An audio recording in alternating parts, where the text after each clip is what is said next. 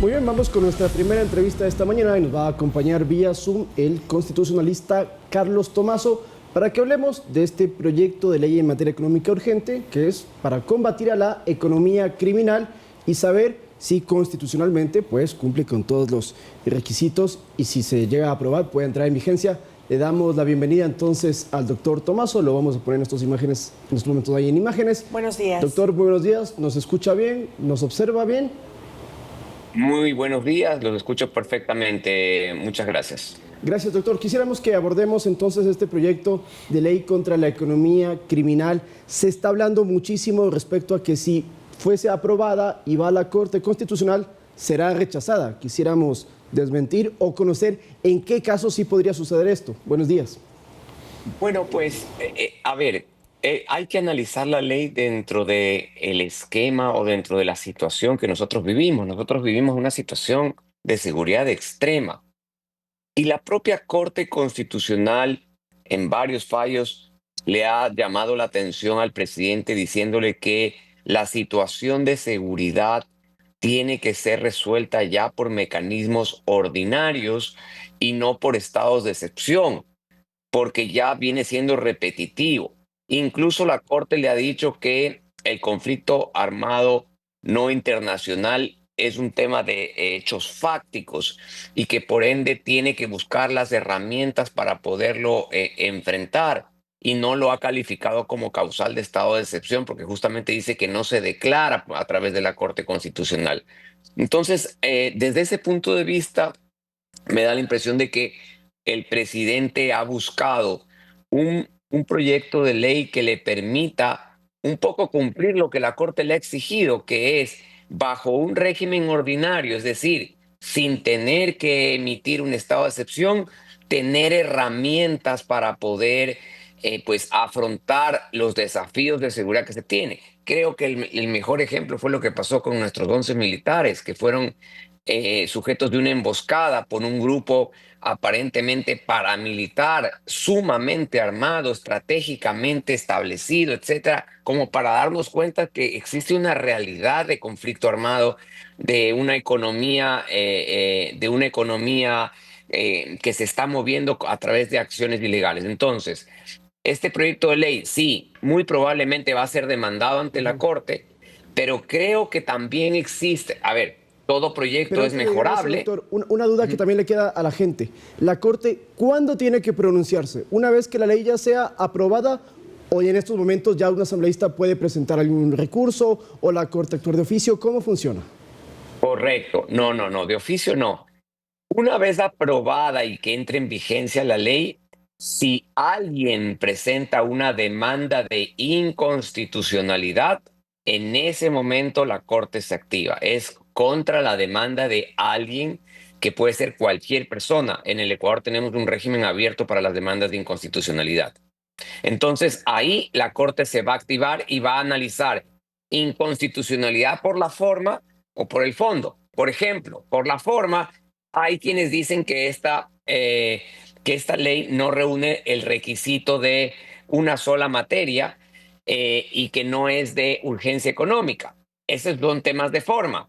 Y por el fondo, si es que la ley afecta a derechos. En ese tema de la forma, la Corte Constitucional ha dicho que es el presidente de la República el que califica qué ley es o no de urgencia económica. Y yo en ese punto, por ejemplo, creo que esta ley va a pasar esa prueba porque el presidente lo ha calificado así. Y segundo, porque está tratando de luchar contra una economía que a su vez afecta a la economía del país. Porque, por ejemplo, todo lo que es minería ilegal son recursos que pierde el país. Todo lo que es atentar contra las estructuras de bienes de estas economías, de estos grupos, pues mejora o va a mejorar la seguridad que afecta a la economía del país. Entonces, yo creo que simplemente, primero, bajo las líneas de la Corte, si el presidente la calificó, ya la Corte dijo que eso es lo que basta para que sea una ley de urgencia económica, pero yo sí tengo en el contenido de la ley, noto un tema de contenido económico que es del eje que unifica todos los temas. Entonces, yo pensaría que esa parte la va a pasar. Sí, y andar un poco más en la naturaleza de esta ley, doctor, con lo que usted último acaba de mencionar. ¿Cumple o no entonces esta unidad de materia? Es decir, ¿hay conexión entre lo planteado para que pueda ser aprobada? Yo pienso que puede haber argumentos para sostener que hay unidad de materia, pero recordemos que esa es la inconstitucionalidad por la forma, ¿no es cierto? Que es, vamos a decir, la menos grave. Me parece que más va esta ley a estar en discusión sobre la constitucionalidad del fondo por las medidas que tiene, por las facultades que se están creando. Pero ahí creo que también es muy importante entrar en el detalle de la ley, porque yo he escuchado muchos criterios hablando de las medidas que se toman, pero no han enfocado o no han sido minuciosos o no han puesto toda la información sobre la mesa, porque, por ejemplo, esta ley en el artículo 4 expresamente dice que el enfoque, la finalidad es respetar los derechos humanos y proteger a la población civil, garantizar los derechos humanos, restablecer el orden jurídico y la seguridad pública. Es decir, tiene como un hilo conductor que las facultades graves, porque son graves que aquí se están dando, tienen que ser o tienen que ejecutarse en el marco del respeto a los derechos humanos. Y eso no se lo ha dicho. Y expresamente está así. De hecho, en 2 o 3 zonas de la ley se dice que quien abuse de estas facultades va a someterse a unos delitos que están en el Código Penal, que son delitos cometidos en conflicto armado interno no Y internacional. además que de eso Entonces, también, la ley también habla sobre el indulto a los militares, pero especifica que si han cometido secuestro, asesinato, desaparición forzada, pues ahí no va a aplicar. La pregunta es, ¿usted lo considera que es así? O sea, la ley sí pero está estipulando... nuevamente yo le retomo su pregunta para decirle, ¿se ha leído con detenimiento esa parte? Porque en esa parte dice que el presidente va a anticipar que va a indultar. Y también dice que este anticipo no significa que no se siga investigando, no significa que no va a haber reparaciones a las víctimas, no significa que, dice aquí, esta medida no será obstáculo para la investigación correspondiente ni para la declaratoria de responsabilidad objetiva del Estado, así como tampoco para el otorgamiento de medidas de reparación integral a las víctimas. Entonces, aquí dice que el presidente va a anticipar que va a indultar. No significa que se para el proceso, no significa que si hubiera que reparar a las víctimas por una actuación o por un daño se va a dejar de reparar. No significa que no va a haber una declaración de responsabilidad del Estado. Lo que significa esto es que el presidente puede respaldar anticipadamente que en este caso el presidente considera que los militares actuaron dentro de sus funciones y expresamente están excluidos actos que están por fuera de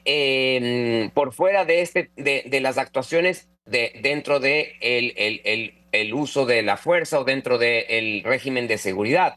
Y expresamente también, atención, no pueden ser parte de estos indultos las personas contra las que se acuse de delitos contra la administración pública, genocidio, tortura, desaparición forzada de personas, secuestro y homicidios por razones políticas o de conciencia. Entonces, me parece que hay que poner todo sobre la mesa, porque aquí dicen, bueno, entonces en el caso de los niños de las Malvinas hubieran aplicado el indulto anticipado. No, porque expresamente la desaparición forzada de personas está excluida de esa posibilidad de indulto, de anticipo de anuncio de indulto.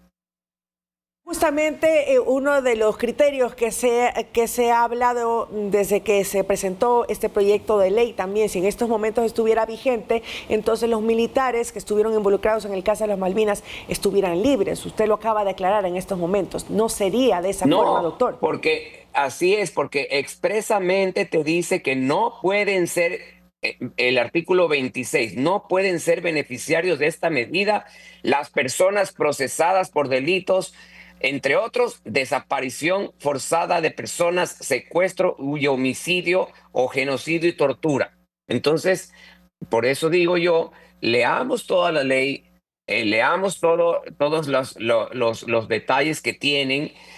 Lo mismo sucede con respecto de las personas. Dicen, no, entonces esto va a servir para atacar a quienes piensan distintos. No, porque expresamente la ley dice que hay personas protegidas que no son sujetas de todas estas medidas de allanamiento. Entre eso está la población civil, entre eso están los periodistas y corresponsales acreditados, entre eso están las personas que trabajan en la salud, en la educación, etcétera. Leamos todo el contexto de la ley, todo el detalle y luego hacemos de opinión. Sí creo que hay cosas que pueden estar súper al límite de lo constitucional, como por ejemplo que el bloque de seguridad ordene prisión por 24 horas de personas sin la participación de un juez, o lo de los allanamientos, que se ordenan allanamientos sin que medie por medio una participación de un juez o un fiscal. Me parece que en eso hay que modular mejor. Me parece que en eso tiene que, si es que se dejan esas facultades, ser acompañados al menos de un fiscal. Me parece que esas son las zonas que pueden estar mucho más al límite que las otras que hemos hablado. Es decir, este allanamiento sin orden judicial sí podría llevar entonces a la violación de los derechos. ¿Cuál sería la alternativa? Ya dijo el acompañamiento fiscal. ¿Cuál otro más sería una salida? Es que mira, el allanamiento sin orden judicial está previsto en la Constitución del Ecuador en un régimen, en un estado de excepción. Es uno de los derechos que se pueden ser levantados.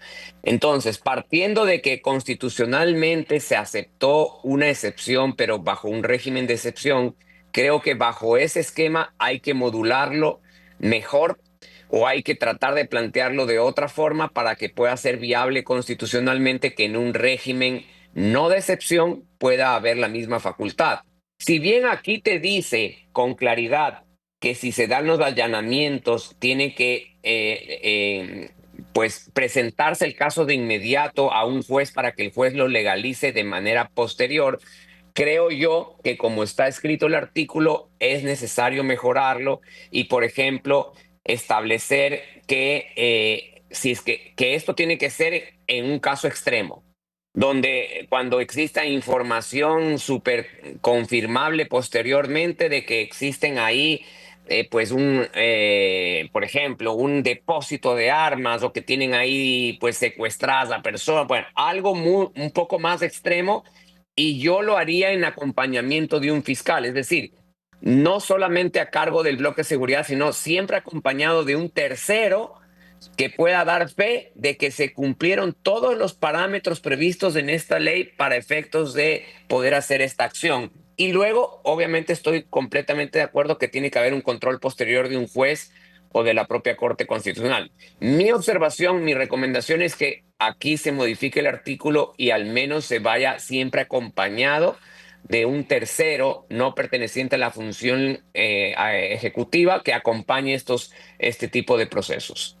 También hay que explicarle a la gente que el proyecto no es que va a ir tal cual, porque en la Asamblea tienen 30 días para debatir y para incorporar, modificar o quitar algún artículo que justamente pueda generar cierto ruido. Pero sí queríamos consultarle también, doctor, para cerrar el tema. A ver, la Corte Constitucional puede... la pregunta sería, doctor, ¿la Corte Constitucional puede decir este artículo no es válido, pero el resto de la ley sí? ¿O es toda la ley la que la cataloga como inconstitucional? Dos cosas en su pregunta. Uno, por más de que sea una ley de urgencia económica, tiene que cumplir todos los pasos, esto es, los dos debates. Y atención, y cualquier persona puede presentar observaciones por escrito. De hecho, yo voy a presentar observaciones por escrito. Hay otros otros colegas abogados que también van a presentar observaciones por escrito porque tenemos derecho a hacerlo ante la comisión. Entonces, muy importante eso. Y número dos, efectivamente, la Corte puede declarar inconstitucional 1, 2 o 3 artículos o toda la ley. Es decir, el análisis de constitucionalidad de la Corte va artículo por artículo. Entonces puede ser que la Corte valide muchos de los artículos y en algunos digan, mira, nos parece que esto está excedido del marco constitucional.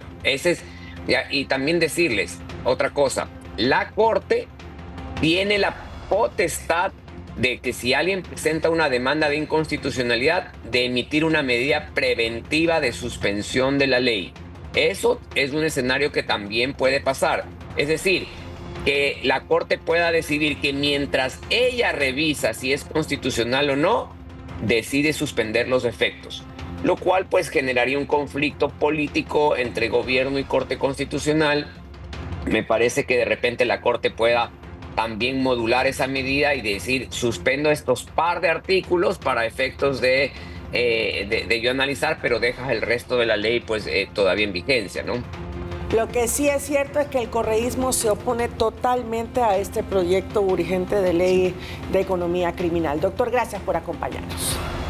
Un gusto.